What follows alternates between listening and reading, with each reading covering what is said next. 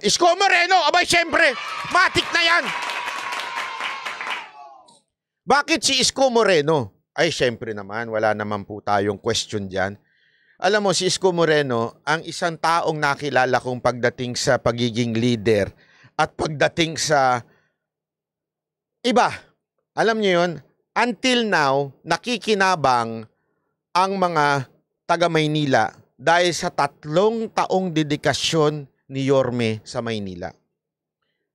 Na, alam nyo,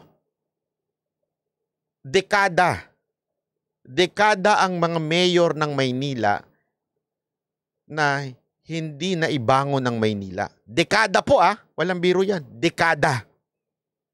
Nakailang term na talaga. Hindi talaga na ibangon ng Maynila.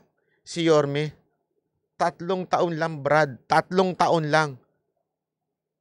Sabi ko nga, kung ginawa pang 9 na taon yan, baka ang Maynila sobrang, hanggang ngayon maniwala kayo sa akin, binabaybay, pasensya na, wag gumagagalit yung ibang mayor dyan, pero malintikan na kayo, yung talaga buhay. Binabaybay namin yan kasi may show kami sa Malate, katulad kahapon, may show kami from, saan ba kami nanggaling? Sa Malate, going to Pasay.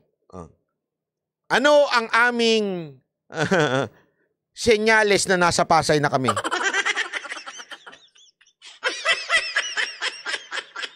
Pasensya na po, pero ito'y katotohanan laang. Madilim na. Ano pa?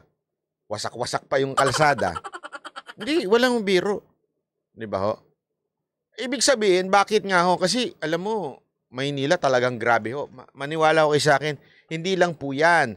Antayin nyo pa po yung ospital ng Maynila na ginawa na mas maganda pa kaysa sa private hospital.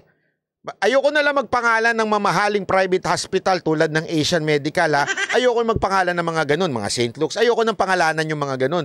Pero eto hong ospital ng Maynila na pinatayo ni Yorme, ay grabe ho, ang gaganda ng gamit. Napanood ko na yung video Di ba Sahad?